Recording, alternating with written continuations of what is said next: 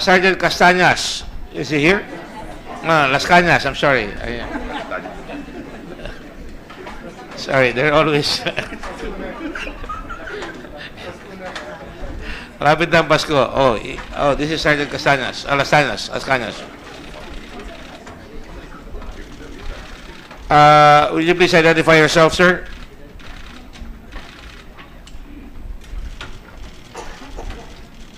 What is your name? Mr. Chair, Your Honor, I'm SPO3 Arturo Barikit Lascañas, 55-year-old. 55. Yep. Yes, sir. Tubong Davao. Born December 16, 1960. I've been in the service for almost 35 years.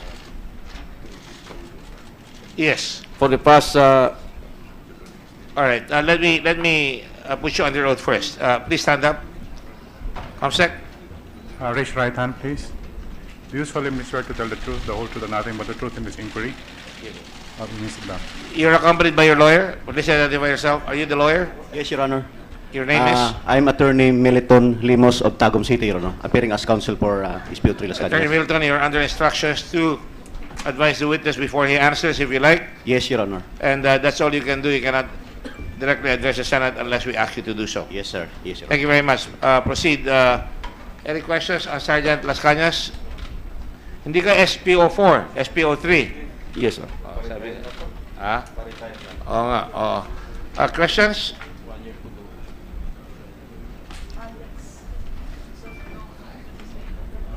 Do you have an opening statement?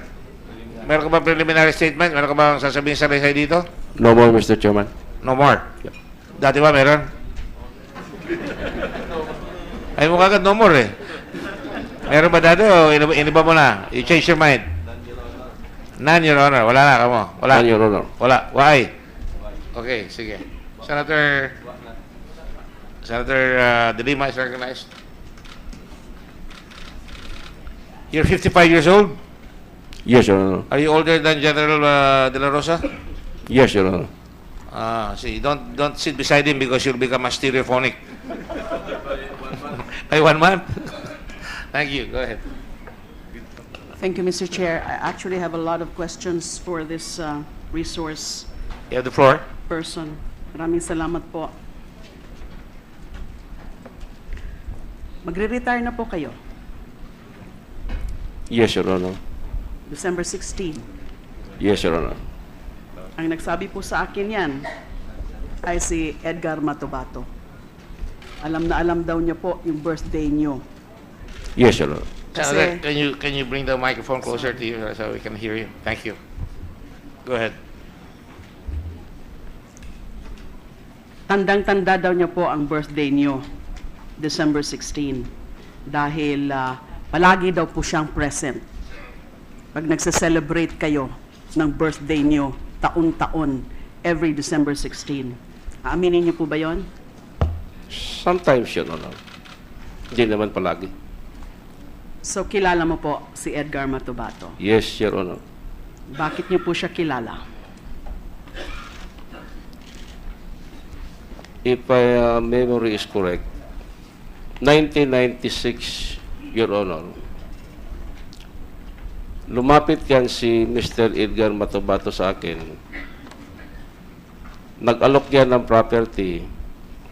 Then sabi niya sa akin, meron siyang kaibigan sa Samal Island na merong property na ibibinta, malaki yung beach line.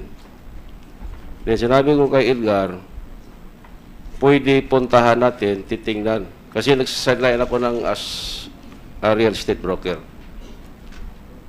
Natingnan namin, and then dinala ko sa isa kong kakilalang Chinese businessman.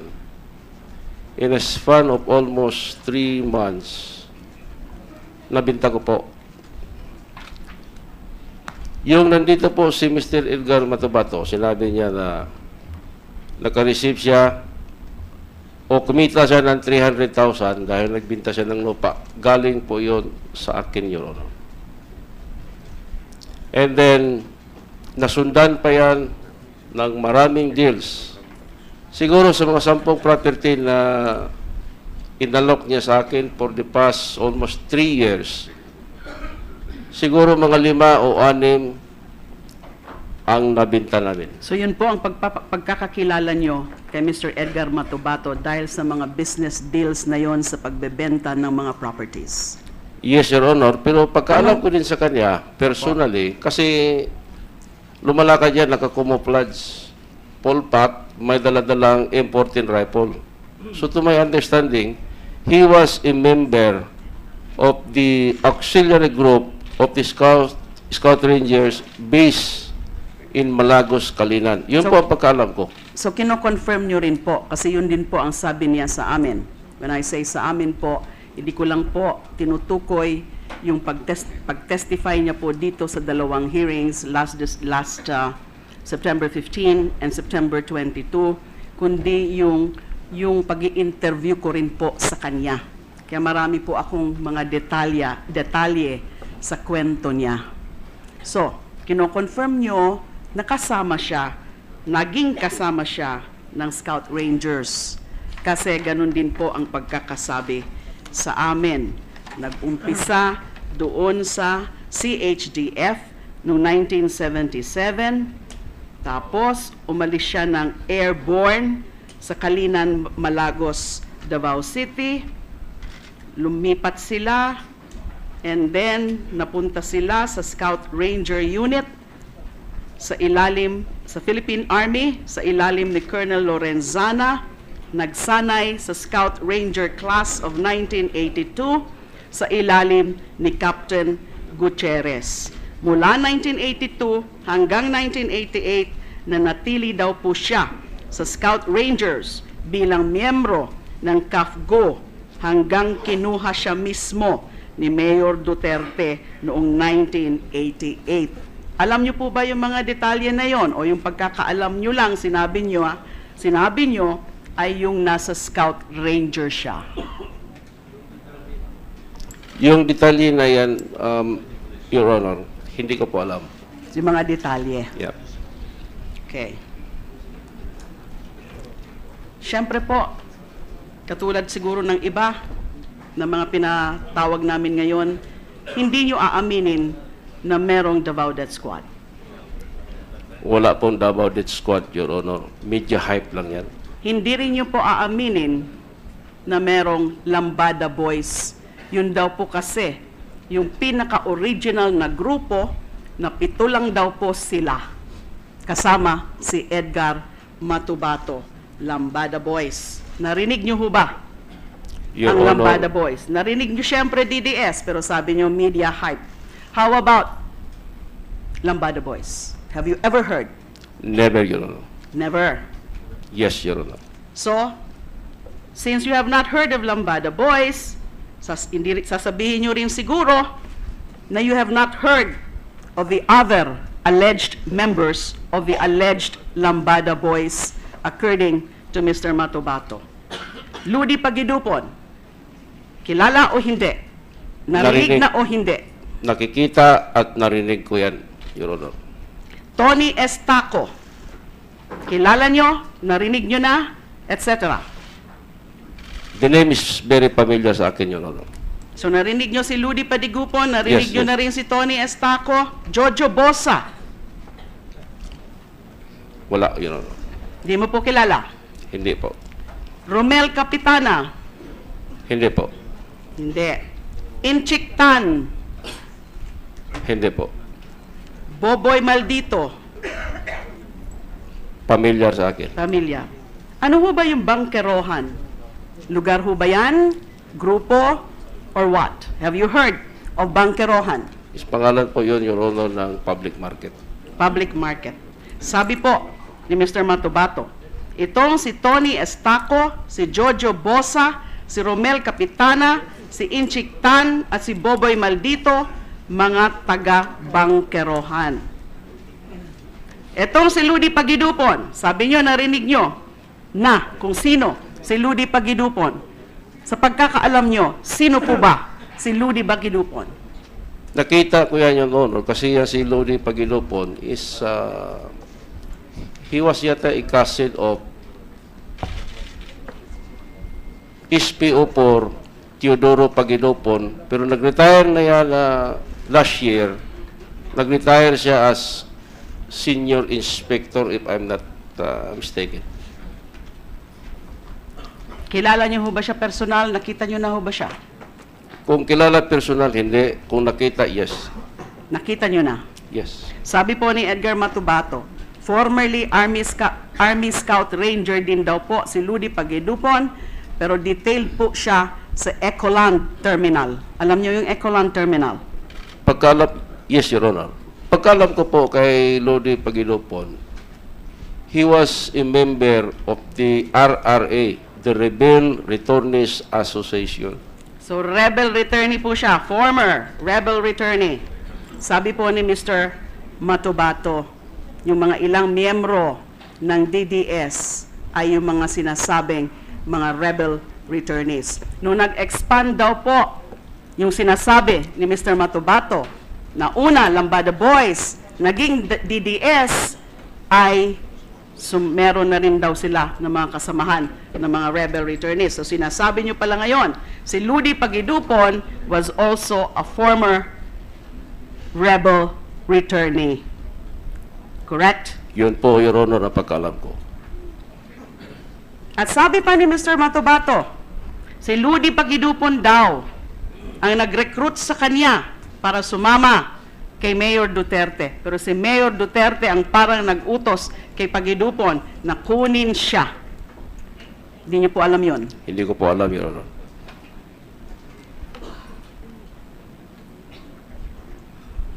Gaano po kayo ka-close kay Mr. Matobato? Yung closeness po namin, Your Honor, is yung nirecommend ko yan way back 1998. That was the first creation of the Island Garden City of Samal. Kasi po, si dating pare na nakilala ko through a common friend. Si former mayor. Yes po, Correct. si Mayor Roger Antalan. Mayor Roger Antalan. Sinabi rin po ni Mr. Matobato, former mayor, pare siya. Siya daw ho nagkasal Ako kay na- Mayor Duterte? Hindi ko po alam. Okay. So ano po, again, how close were you? Ako po ang nag-recommend kay With, Mr. Edgar Matobato doon kay Father Roger Antalan. Para And then, maging ano po? Parang escort niya kasi naghingi siya ng kung sino pwede makasama niya. So, na-recommend ko si Edgar Matobato since Edgar Matobato is taga doon din sa Samal. Pagkakilala ko po sa kanya, Your Honor, is mabuting tao. Si Matobato. Yes. So, nirecommend ko yan kay Mayor Roger Antalan. Nung na-elect siya, pagkaalam ko, na-employ siya sa City Hall sa Island Garden City of Samal. So, in 3 terms po, Empleyado si Mr. Matobato sa Island Garden City of Samal, hindi ng Davao City. yes po, yun pa pagkaalam ko. Okay, so is your word against his word? Sige po. That was Go ahead. 1998. Yung 3 terms po ni Mayor Antalan, employed si Edgar Matobato doon. Bakit siya naging close sa akin? Kasi po, merong 3 portion na property na pinagkatiwala sa akin nung buyer ng property. Ang nangyari po ganito, nung bumaba po ang kupra, kasi yung party ko is 1/3. At saka malayo ang lugar sa Samal. May portion din na malayo. Kung hindi ka magsakay ng motorized bangka, hindi mo ma-reach yung lugar. Since Edgar Matobato is nandoon, nirecommend ko sa may-ari na kung pwede, si Edgar na lang ang magbantay doon, ako ang mag-supervise. So, totoo po na dati po siyang caretaker ni Mayor Antalan. Hindi ko po alam yan. Ang pagkalam ko po, Pero rinikomenda po niyo siya sa kanya. yes, Bilang ano po? bilang parang bodyguard. Security, Yes. bodyguard, caretaker. Yes, Pero yes. kino-confirm niyo po na na-assign siya kay Mayor Antalan.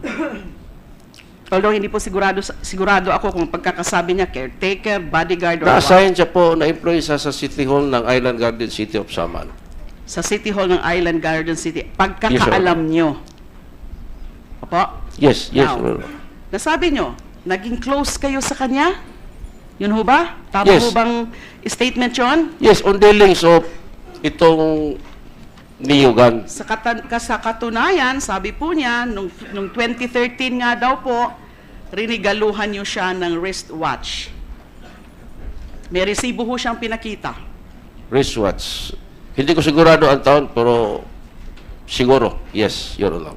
Sa SM, Davao City. Yes, Your Honor. Binili. Tama, yes. May pinakita po siya sa amin na resibo. Yes, yes. So, rinigaluhan niyo siya dahil birthday niya ho ba? Ang pagkaalam ko, Your Honor, ganito.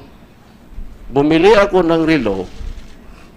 Yung watch ko na divers, hindi ko sure kung divers yun. Pero sigurado ko, yung watch ko binigay ko sa kanya, yung binili kong relo, sinuot ko.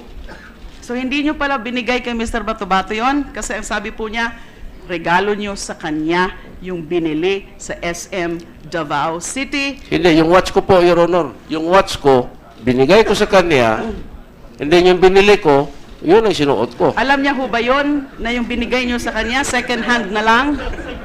Hindi ko po alam. So, hindi nyo po sinabi sa kanya yon. Kasi, Baka nakita nalimutan kayo ko ng na, resibo. Kung may resibo yun, Your Honor, sigurado ko, yung sinuot ko. Wise ho pala kayo. Hindi naman totoo yun, Your Honor. Nagsabi lang ko na na totoo. wise kayo. Hindi totoong wise po kayo. Hindi, Your Honor. Wise po pagka ganun eh. Bibili kayo, kunwari, ireregalo, pero yung luma pala ireregalo nyo. Hindi naman, kasi that's not alam na relevant. naman dalawa rin suotin ko. Okay. Cute po. Okay. SPO3 Lascañas. I'm sorry, SPO3 po. SPO3. Arthur Lascañas. Ano ho ba yung code name ni Mayor Duterte? Codename, ang kadalasan, Your Honor, CM, CM. CM represents, anong ibig sabihin ng CM? City Mayor. City Mayor po. At sigurado ho ba kayo, bakit kailangan nyo pang sabihin ng CM kung city mayor lang pala yun? Hindi, kadalasan, Your Honor, yung mga media, yung mga ano-ano nila. Sabi po ni Mr. Matobato, ang CM is Charlie Mike. Yes, Charlie Mike. So it is. Pero usually, pagkaalam namin, City Mayor. Pero ginagamit nyo rin pala yung Charlie Mike. You just said so.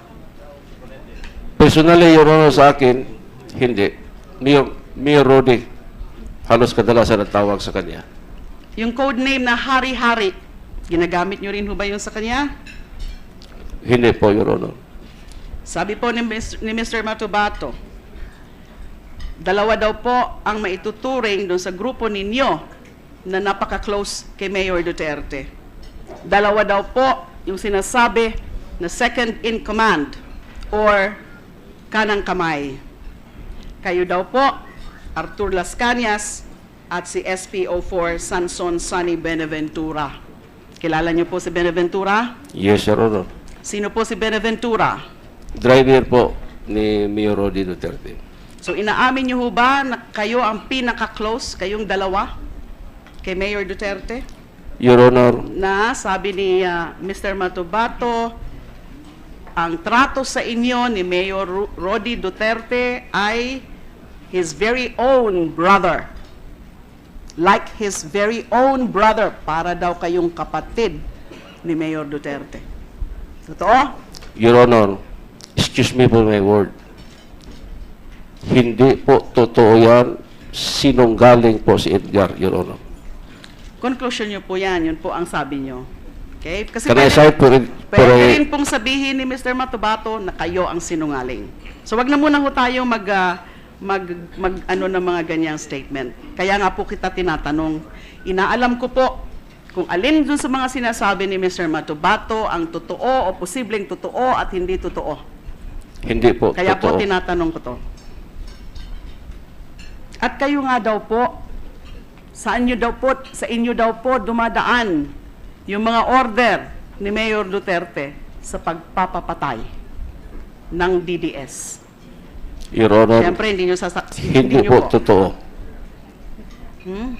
Hindi po totoo yan, Your Honor. Si Sunny Benaventura, sabi rin po ni Mr. Matobato, ang turing daw po sa kanya, Little Mayor. At si Sunny Benaventura, driver bodyguard ni Mayor mula pa noon, kahit nung fiscal pa lang siya. I'm referring to Mayor, now President Duterte. Tama ho ba? Pagkaalam ko po, driver bodyguard. Pero nung nag-retire na si Sunny, wala na po, Your Honor. So nag-retire na rin po. Yun din po ang sabi ni Mr. Matobato, nag-retire na si Benaventura habang kayo pa-retire pa lang in December 16 of this year. Tama? Yes, Your Honor. Now, sabi rin po ni Mr. Matobato, marami na nag-retire doon sa tinatawag niyang DDS. Pero meron pa rin mga active. Kayo nga po, number 1 na active, dahil kayo po ang palaging tinuturo na yung mga utos daw ni Mayor sa inyo dumadaan. Although meron din daw pagkakataon na naririnig niya mismo yung utos ni Mayor. Kasi madikit o malapit daw po si Mr. Matobato sa inyo, palagi daw po kayong magkakasama. Hindi totoo. Hindi po Sinungaling totoo si yan, Mr. Your Honor. Matobato. Yung iba daw na mga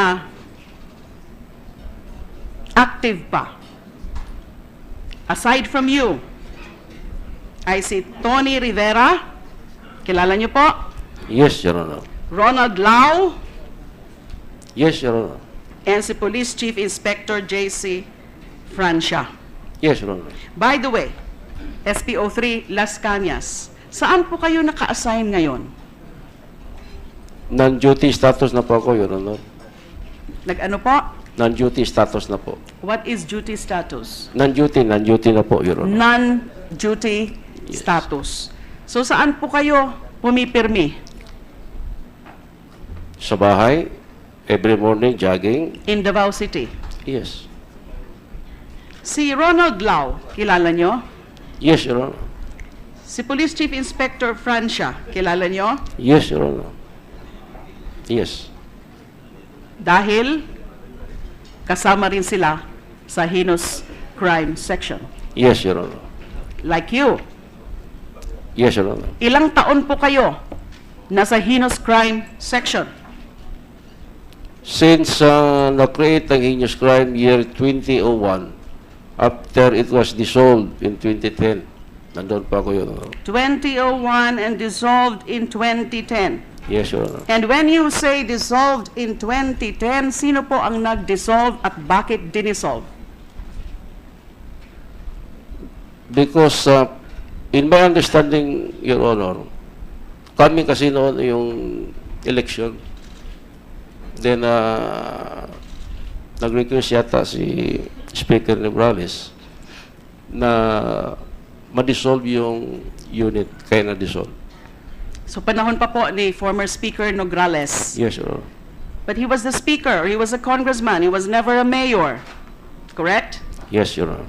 So what was the business or the personality of the former Speaker Nograles to cause the dissolution of that heinous crime section na unit ng Davao City Police Office? At kung hindi po ako nagkakamali, sa mga panahon na yan, hindi pa po sila political allies ni Duterte, ni Mayor Duterte. Right? Ano po ba? Bakit nakikialam? Bakit nakialam si former Speaker Nograles dyan sa usapin ng heinous crime section? Your Honor, opinion ko lang yun. Hindi ko po hinihingi ang opinion nyo. Hinihingi ko po ang kaalaman nyo, your knowledge, first-hand, personal, or maybe some indirect knowledge, pero wag hong opinion kasi hindi ho kayo magka-qualify as an expert witness. Expert witness lang po ang pwedeng magsaad ng opinion. My humble advice to you, sir. Kung knowledge, Your Honor, because the level of my rank, limited lang po ang alam ko. Basta, to my personal opinion, yun ang pagkaintindi ko. Baka iba ang rason. Ang tinatanong ko po, sigurado ho ba kayo na si former Speaker Nograles ang nagpa-dissolve ng heinous crime section? Hindi ko po yan maintindihan kung bakit makikialam si former Speaker Nograles sa HCS or heinous crime section na hindi naman ho mayor o naging mayor si Speaker Nograles. Hindi ko po sigurado, Your Honor. Bakit nyo na biglang naisip si former Speaker Nograles? Yun lang ang pagkaalam ko, Your Honor. Excuse me, Senator De Lima, your time has been up for the last 2 minutes, but if you like, Senator Lacson is willing to give you more time. Salamat po. I need more time. Yes, of course. as That's I why I'm- mentioned- Just 2 minutes of my 10 minutes. Senator De Lima. Okay, so I'll It's an try. Indian giver. Correct? I'll Okay, how many, half or 5 minutes, 5 minutes. So you have 7 minutes. Secretariat, can you 7 just minutes. remind me, please, if my time would be up Another 7 minutes. based on the donated or inclusive of the What about donated Senator time Trillanes? from the two Are you gentlemen? selfish? You don't want to give time? And if I'm unable to complete my questioning to this resource person, I'll reserve the right to continue with my questioning You have at the 7 minutes. second round. Thank you. No. We have 7 minutes. Go ahead. Now I have 7 minutes. Ang dami ko kasi talaga dapat kayong itatanong po sa inyo kasi kayo po ang paborito na binanggit ni Edgar Matobato. Kaya salamat at inadmit nyo, nakilala nyo at medyo close kayo sa kanya. Sinasabi din po ni Edgar Matobato, kagaya nung sinabi ko, Lambada Boys, DDS, at yung DDS, mga pulis, karamihan, later joined by the rebel returnees. At inadmit nyo nga kanina na si Pagidupon ay isa pa lang, former rebel returnees. Yung mga iba daw na kasama ng mga rebel returnees ay itong mga ito. Si Billy alias Tigolang. Kilala o hindi? Ferdy Pantinuble. Chief na ho ngayon o naging chief ng CSU, Civil Security Unit. Kilala ko po. So is he or was he connected to the Civil Security Unit? Itong former rebel returnee na ito, na si Ferdy Pantinuble? Hindi ko po alam kung anong assignment niya. Another rebel returnee, according to Mr. Matobato, nakasama rin daw po ng DDS, allegedly, Jerry Crucio, Kilala ko. now the chief of the Santa Ana Wharf. Hindi ko po alam kung ano yun ang position niya. Another rebel returnee, Andong Paral. Kilala nyo? Kilala ko po. Totoo ho ba na original Sparrow Unit member siya? Yun ang hindi ko alam. Pero assigned po siya ngayon sa public market as an ordinary CSU o Civil Security Unit member. Hindi ko po alam. Pero kilala niyo siya Dati Bilang? po, dating rebel returnees po. bilang rebel returnee lang. Yes, Your Honor. Pero hindi niyo alam na dati siyang Sparrow Unit na marami na daw po itong pinatay. Itong si Andong Paral. Hindi ko alam, Your Honor. Hindi ko nga alam na employed siya ng... So bakit po Public kilala niyo market. itong mga rebel returnees na ito? Inamin niyo po, Jerry Crucio, Pantinuble, Andong Paral, kilala nyo as rebel returnees. As rebel returnees So kung po. kilala nyo as rebel returnees, kilala nyo rin siguro, alam nyo rin po siguro, ano ang ginagawa nila o ginawa nila na konektado sa trabaho nyo bilang member kayo ng heinous crime section. Hindi naman sila konektado sa heinous crime kasi hindi na sila mga pulis. Kaya Your nga Honor. po, ganun din po ang sabi talaga ni Mr. Matobato. Hindi naman talaga ito mga polis. Pero kasama daw po ng heinous crime section, kayo daw po na mga DDS, dyan sa mga, pag may mga assignments daw po itong mga rebel returnees na ito, mga small time assignment, quoting Mr. Matobato, small time daw yung mga ina-assign ninyo sa kanila. Yung mga maliliit lang, mga small time na mga alleged criminal, gang wars, rugby boys, etc. So, Your ang Honor. tanong ko pa rin po, bakit nyo kilala yung mga rebel returnees na yan kung hindi naman sila, sabi nyo, nakasama o kasapi ng heinous crime section? Your Honor, ang kasapi ng heinous crime section, puro lang mga pulis. Kaya nga po, Ang sagot ko po sa tanong ninyo, Opo. na bakit ko sila nakikilala, nung kalakasan po, Your Honor, ng Alsamasa ng Davao, na-expose po itong mga ito. It was during the time, kung hindi po ako nagkamali, during the time of Colonel Calida. Kasi ito mga ito po ang lumalabas at saka nangahabol po ng mga NPA sa Davao. Yun lang po. Pero kung sabihin niyo po nasa heinous crime, puro pulis po ang nasa heinous crime. Ilan ho kayo sa heinous crime section? Hindi ko po alam yun sa disposition, Your Honor. Siguro mga more or less 50. Hindi ko sure, Your Honor. Sabi din po ni Mr. Matobato, yun na nga po, una muna Lambada Boys, DDS, mga pulis, tapos meron na rin sumama sa inyo ito mga alleged rebel returnees na ito. Pero ngayon daw po, wala na daw hong mga sibilyan. Kasi si Mr. Matobato, sibilyan din, di ho ba? Hindi po siya pulis. Opo, Your Honor. Okay. Ngayon daw po, wala nang pulis na mga miyembro, ay wala nang hindi pulis na mga miyembro nung sinasabi ni Mr. Matobato na DDS. Wala naman Kasi DDS. lahat daw po policemen. Wala naman DDS, Your Honor. So, heinous crime section, lahat police. Opo, Your Honor.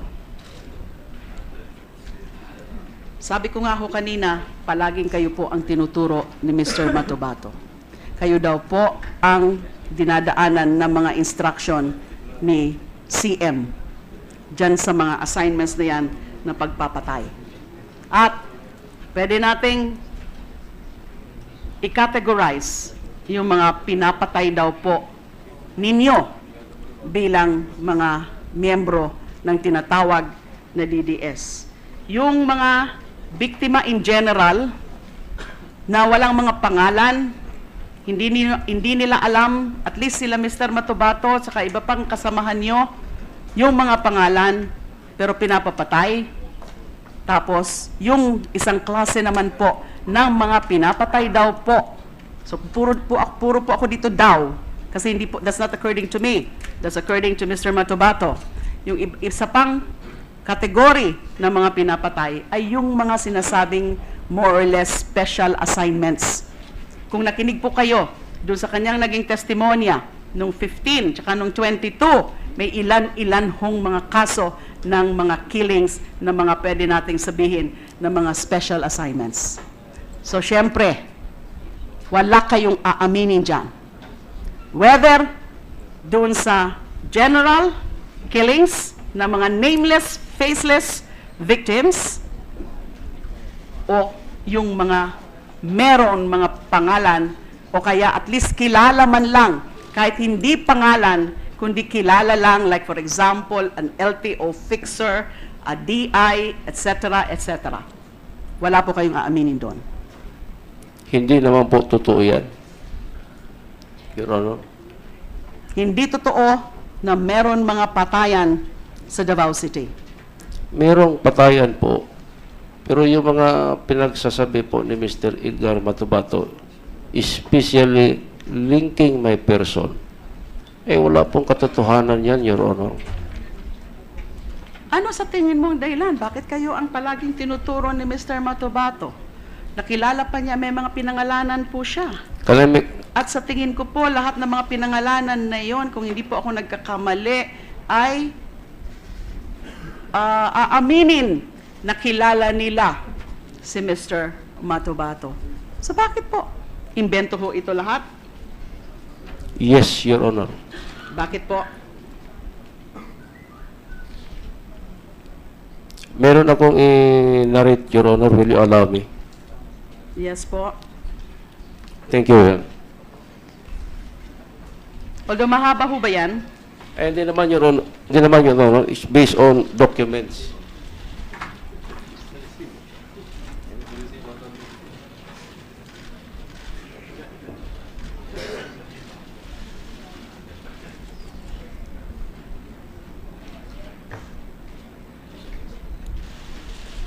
Kaso ho ba yan?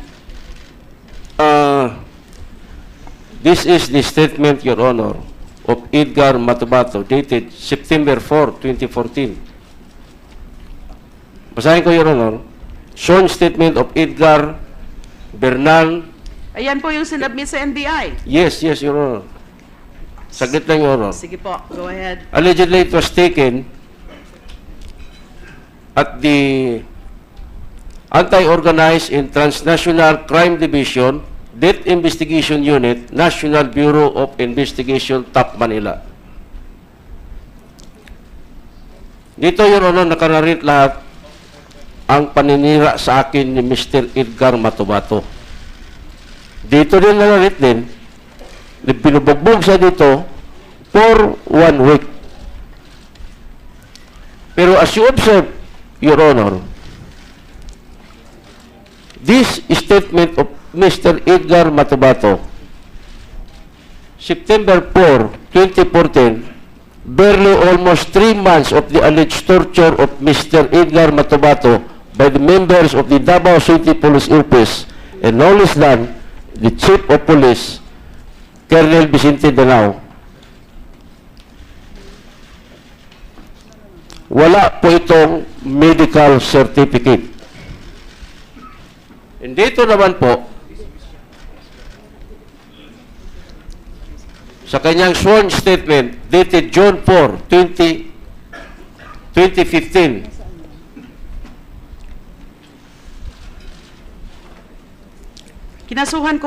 Kinasuhan po kayo dyan, di ho ba? excuse me po, Your Honor.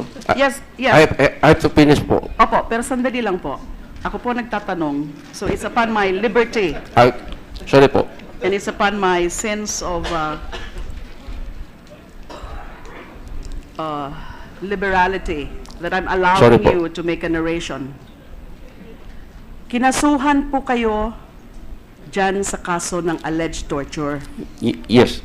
May I explain, Your Honor? Sige po, go ahead. Dito po sa kanyang June 4, 2015 sworn statement taken at the Anti-Organized and Transnational Crime Division, Death Investigation Unit, National Bureau of Investigation, Top Manila, 4th day of June 2015. This sworn statement of alleged torture, it was coupled with a medical certificate. Mr. Chair, Your Honor, based on my experience as an investigator, in cases po of physical injuries or torture, the best thing for an investigator to do before you take the complaint affidavit of the alleged victim of torture, you have to subject him to a medical examination. So what are you saying For now? the investigator to So the NBI is determine nagtatanong po ako. Hayaan niyo po ako Please muna. wait for the senator to give way for the senator. To Sorry, Mr. Chairman. It's all right. Thank you. Kinasuhan po kayo, di ho ba? Yes, Your Honor. Sino ho yung mga iba pa na mga respondents dyan sa kaso na yan of alleged torture with Mr. Matobato as the private complainant? It was Senior Superintendent Vicente Danao and SPO3 Medina, Your Honor. Medina, Aquino, Furog, and Lascañas. No. Ang na-file po sa amin, Your Honor, is arbitrary detention. Myself, Puro, and Aquino. Yes, the charges were for violation of Republic Act 9745 or the anti-torture law in relation to arbitrary detention as defined in Section 3, Article 124 of the Revised Penal Code and Republic Act number 7438. At ang dito po sa news item ba ito ay kayo daw pong apat yung respondents dito. Yourself, Arthur Lascañas, nakalagay pa rin ho dito, SPO4, mali ho pala ito. SPO1 Reynato Medina, SPO2 Rizalino Aquino, and SPO2 Bienvenido Furog. My time is up, but I'll just finish this line of questioning before I go through my second round Go ahead, later. please. Go ahead, please. Another 3 minutes. Salamat po. Salamat po. Now, another 6 minutes. Thank you po. The chair recognizes Senator Pacquiao's donation of 3 minutes to Senator De Lima. So, Senator De Lima will Thank now you, have gentlemen. 6 minutes. Thank you. Kinasuhan po kayo. At Yes, Your private complainant si Mr. Matobato at ang public complainant is the NBI. Yes, Your Honor. Kasi sila ang nag-imbestiga. Yes, Your Sa Honor. kanila ko po, pinaimbestiga yan. Yung ako po, ay Secretary of Justice pa. Nag-appear ho ba kayo dyan sa hearing na yan? Sa preliminary investigation sa DOJ? Nakatanggap po ako ng subpoena, Your Honor. That was 2015. And then I was not able to attend because at the time, I have a severe illness. Nag-undergo po ako ng hemodialysis. So, Nagkaroon po ako ng kidney failure. Sumagot po ba kayo dun sa complaint? Nag-file ho ba kayo ng counter affidavit? Yes, Your Honor. And in fact, this case was already dismissed by Yes, the I DOJ. know. I'm about to say it also. But let's go back dun sa sinasabi nyo, you are making a certain point with respect to the alleged lack of medical examination. Yes, Your Honor. So are you now saying that the NBI was remiss Can I continue my explanation, in Your its Honor? duty? Because they're supposed to make sure that there is the results of the medical examination? Can I continue my explanation? Go ahead. Your Honor, based on my experience as an investigator, before you take the affidavit complaint of the alleged victim of torture, you have to subject him to a medical examination for you to determine that the injury sustained. We know that. And that is not based only on anyone's experience because that is based on law. Correct? So ang sinasabi niyo po sa amin ngayon, hindi po yan sinunod ng NBI? May I continue my explanation, Your Honor? Go ahead. Because of these documents, the September 4, it was barely almost 3 months from the alleged torture. There was no medical certificate. But the other sworn statement, almost a year of the alleged torture, there was a medical certificate. So, Your Honor, in my humble observation, the probability of this, that this September statement, sworn statement of Mr. Edgar Matobato was taken not in Metro Manila. And therefore, there could be a possibility that there was no torture at all. That is your claim because you are That being is my accused. humble observation, Your Honor. You are being accused by Mr. Matobato na nanguna doon sa pagpa-torture sa kanya, kaya nga po kayo pinakasuhan. Kinaimbestigahan ko sa NBI. Yes, Can we Your Honor. ask at this point, Mr. Chair, any comment from the NBI? Kung ano po ang ibig sabihin ni SPO3 Lascañas dyan sa requirement about medical examination, was it followed or was it not?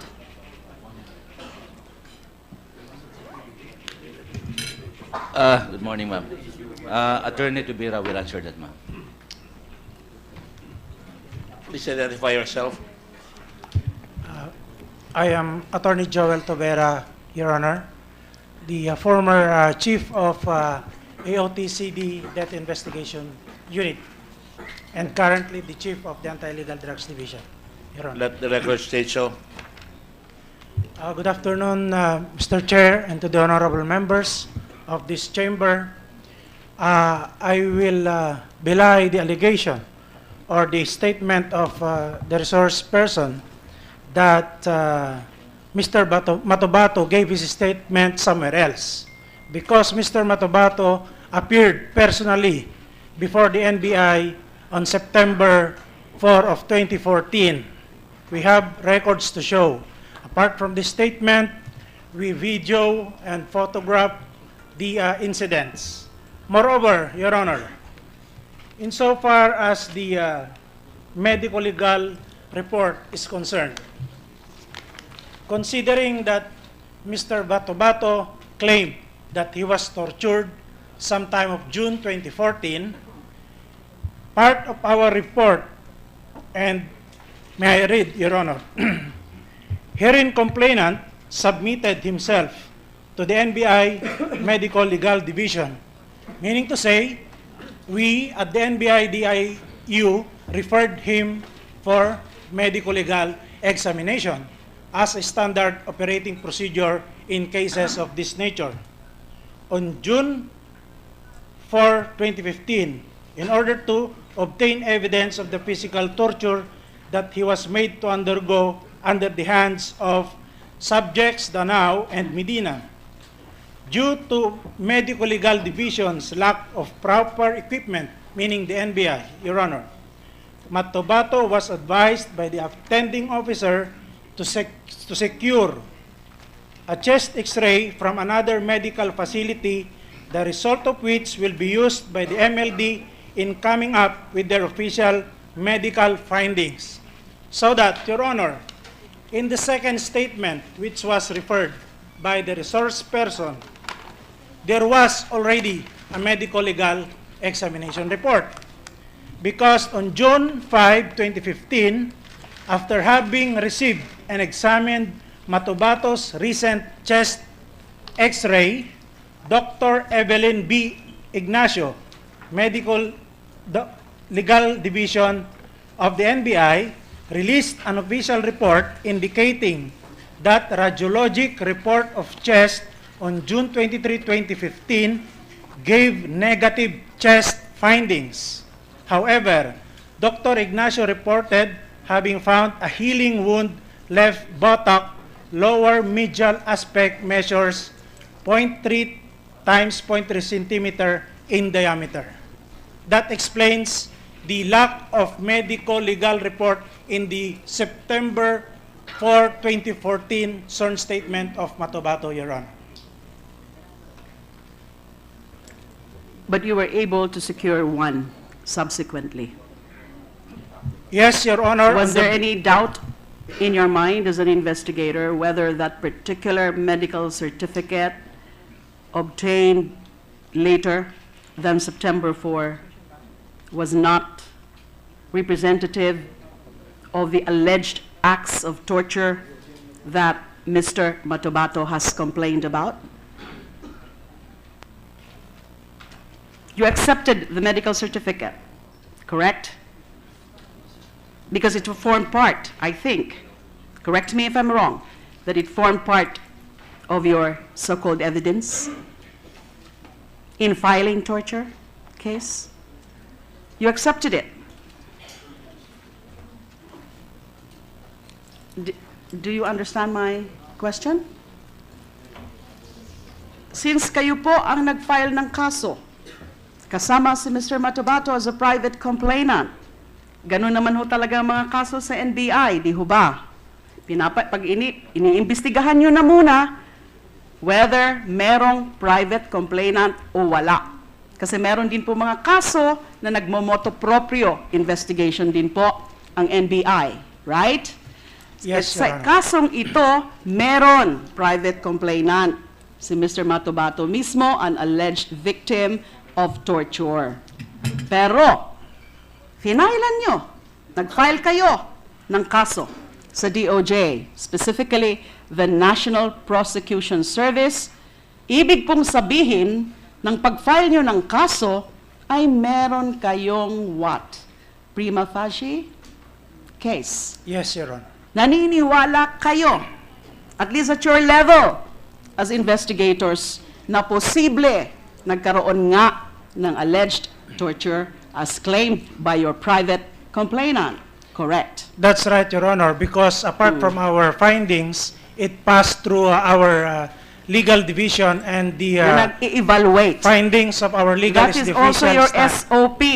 Bago Yes, nyo Your po Honor. pina-file ang isang kaso, let's say sa National Prosecution Service of the DOJ or the Office of the Ombudsman or any other forum or venue, pinapa-evaluate nyo muna yan sa legal. And the legal division agreed that there is probable cause for the filing of charges at the investigator's level, not necessarily the prosecutor's level.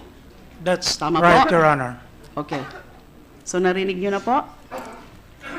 SPO3 Lascañas, o opinion nyo na naman po yung sinasabi nyo kanina about the medical certificate? Your Opinion Honor. o speculation? Your Honor, as an investigator, Your Honor, it is a basic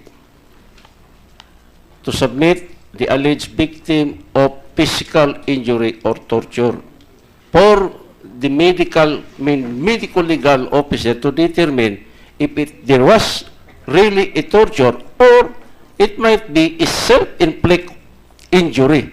Tama po yan. That's the whole purpose of that requirement. It's a legal requirement for medical, na magkaroon ng medical examination. Now, ito pong tanong ko po sa inyo. Kaya po kayo ganyan, ini-insist nyo yung tungkol sa medical certificate is dahil dinideny nyo nga, tinatanggi nyo na tinorture nyo si Mr. Matobato. Totoo? At Personally, Your Honor, hindi niya ako na-charge dinideny dito. nyo o hindi? Wala pong torture, Your Honor. At ano po yung sabi nyo? Hindi kayo chinarge? Ang charge po niya sa akin, Your Honor, arbitrary detention.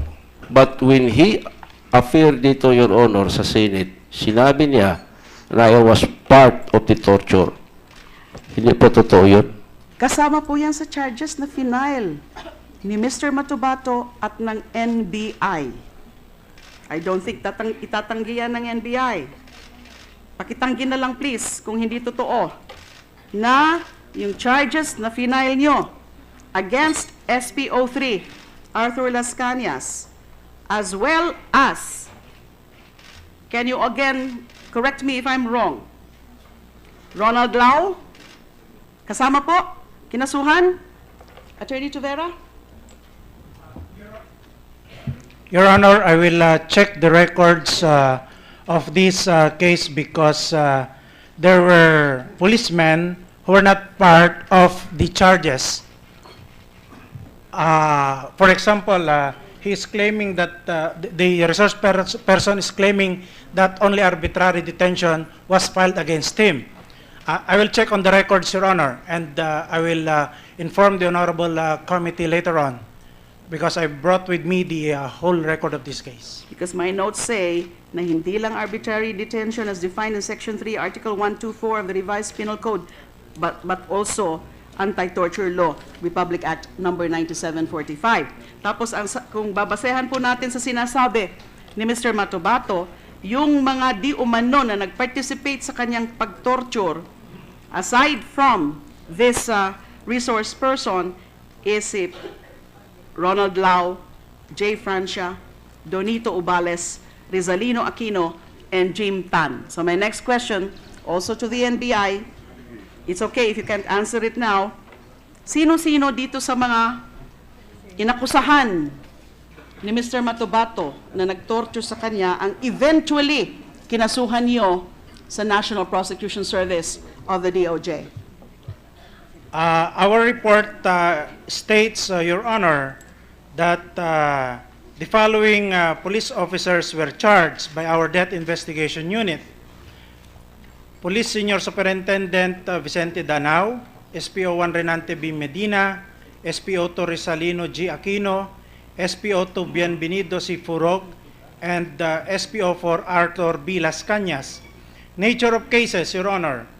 For subjects Danao and Medina, violation of RA 9745 or the Anti-Torture Act of 2009. Second case, violation of Section 2 of RA 7438, an act defining certain rights of persons arrested, detained, or under custodial investigation. And C, violation of Article 124 of the Revised Penal Code, meaning arbitrary detention. And for subjects Aquino, Furog, and Lascañas, violation of Article 124 of the Revised Penal Code as amended, or arbitrary detention, Your Honor. So insofar as you are concerned, arbitrary detention po, insofar as SPO3 Lascañas, ang pagkaso sa kanya. Yes, Your Honor. Even if the claim of Mr. Matobato was that it was Lascañas who took charge of his torture, at yung torture po ay naganap doon sa IDMB DCPO office. Yes, Your Honor, that was the claim, but after our investigation, we came up with this conclusion upon evaluation also by our legal division, that only Danao and Medina were charged of... Because they're the ones who directly and personally participated in the alleged acts of torture. I guess. Yun po ang dahilan kung bakit sila ang kinasuhan nyo, yung dalawa lang. Dalawa lang po ba yun? Dalawa po yung... Because they're the ones who directly participated Yes, in the Your Honor. alleged acts of torture Yes, Your Honor. based on your own findings as an investigative body. Yes, Your Honor. Kasi yung iba, hindi diretso, hindi personal or direct participation in the acts of torture. Yes, Your Honor. So that is the explanation. Secretary Danina, your time is up. Well, as I said, Mr. Chair, You can appeal to It's the still- other members it's here still- if you like.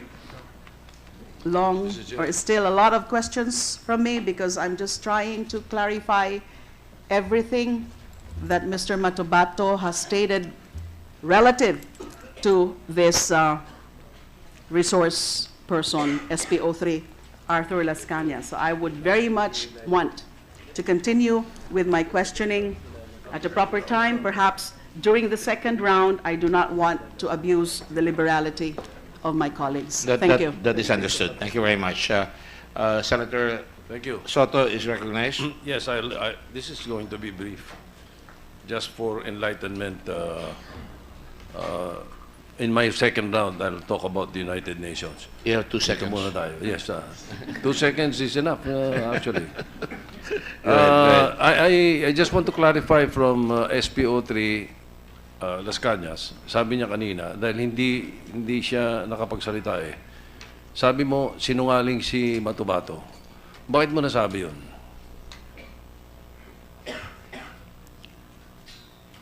Your Honor, sir, una po, ito pong sinabi niya, yung open session po dito sa Senate, personally sinabi niya, nakasama ako sa torture, which is hindi naman totoo. May point din na sinabi niya na nagsama kami for more than 23 years. Since 1988 up to 2013. Hindi po totoo yun. Dahil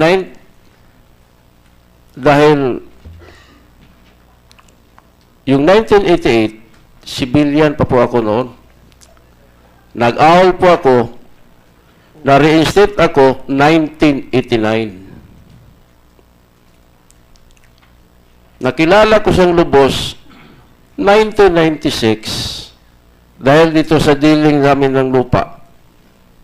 Nung napasok siya kay Mayor Agtalan, matagal na po kung hindi ko siya nakita. Makita ko lang yan kung pumupunta sa akin, mag-deliver siya ng isda, mag-report siya kung magkano yung kita ng yung. Nung nabigay ko na sa kanya ang Port Authority, minsan na lang kami magkita. So kaya po, nasabi ko na sinungaling siya. Yung sinabi niya, full 23 years kami nagsama. 1991 up to 1995. Nabigyan po ako ng privilege ng task group commander namin.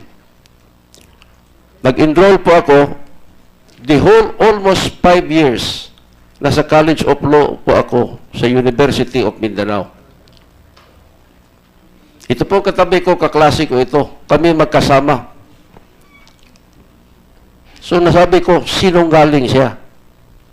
Yung 1988, sabi niya, nabanggit niya yun, ano, tatandaan ninyo, hanggang 23 years magkakilala. 1988 daw, Your Honor. 1988, tanggal ako niyan eh. Wala pa ko niya servisyo. 1989 ako nakabalik. Yun daw yung simula nung Lambada Boys na natanong ko nung last hearing kasi wala pang Lambada nun eh. Hindi ko rin narinig yan. Dito ko lang yan narinig sa pa lang kanya. yung 1990 yung pelikula pero wala pa social media noon. 1991 yung sumikat sa Pilipinas yung Lambada. Yung mga ibang nagko-correct na sinabi, hindi, yung araw pa yung Lambada. Hindi ho, Labamba yung sinasabi nyo. Dudulong-dulungan pa eh. Marunong pa sa Billboard Hot 100 eh. Ang Billboard Hot 100, 1990. Ano, kaya yung Lambada Boys noong 1988, tinatanong ko, hindi ako nasagot ni Mr. Matobato, saan niya nakuha yung pangalang Lambada? At Lambada Boys nakuha ng mga taga Davao. Eh, wala pang Lambada noon. Anyway, so yun ang mga dahilan kung bakit. Wala na po ba kayong naiisip? Ano pang, kasi kanina meron kayong pinipresentang affidavit, hindi nyo naipresenta lahat. Nakompleto na ba yan? Yung pinipresenta nyo kanina? Dalawa lang ba yan? Na-discuss na po, Your Honor, kasi dito lang po sa medical certificate. Kaya nakungkod ko po na the probability that this statement was taken outside of Metro Manila. So 1 year after nung magkaroon ng submit ng medical certificate sa pangalawang affidavit. Yes, so Your dalawang Honor. affidavit pala ang sinubmit ni Mr. Matobato sa NBI? Yes, Your Honor. NBI? I'm not sure if there were only two statements, Your Honor, but I am aware that sequence of interview and interrogation were conducted by the NBI. So meron pa isa? Yes, Your Honor. It's in other here in words, the records. he executed 3 affidavits? I'm not sure, sir, but as of today, there were 2 affidavits, and that is correct, Your Honor. I Alright. just don't know if there are other affidavits. Can you, apart from this, can you, well, anyway, please submit to the committee all the affidavits that were executed by Mr. Matobato, no? And then also, earlier, Attorney, you said during the first time that he was or he filed a complaint in the NBI, you said there was a video and pictures. Di ba ba? Pakisubmit nyo na rin sa committee, pakikita natin kung sabog-sabog ang mukha niya or whatever torture na nakita niya, di ba? Makikita natin sa video. Submit the video and the pictures. Attorney Tobera. We will do that, Your Honor. Thank you. And then finally, Mr. Chair, COMSEC is directed to make sure that you get all these documents and the video. Thank you. And all the affidavits. Because I was told that originally he testified here that he had no affidavit. And then Senator Cayetano accosted him with 1 affidavit. And now there's 3. There's 2 more. So that's 3. There are 2, to be sure, Your Honor, but I don't know if there are other affidavits. All right. I was under the impression that there was he had no affidavit, and now there's 1 during the time of Senator Cayetano, and now there's 2, and then there may be 3. Is that correct? Yes, Your Honor. But can I have just 1 minute, Your Honor, please? Sure. Go ahead. Just want to amplify my previous reply and also to set the record straight. What the resource person is talking here is that there was no medical certificate in support of the case filed against him. But as I have said, as far as him, Aquino, and Furog are concerned, they were only charged for violation of Article 124 of the Revised Penal Code, and that is arbitrary detention. In cases of arbitrary detention, medical certificate is not required. Just to set the record straight, Your Honor. Thank you. All right. Okay. Anyway, that confirms what SPO3 Lascañas said, that ang charge niya arbitrary detention, hindi torture. All right. Now,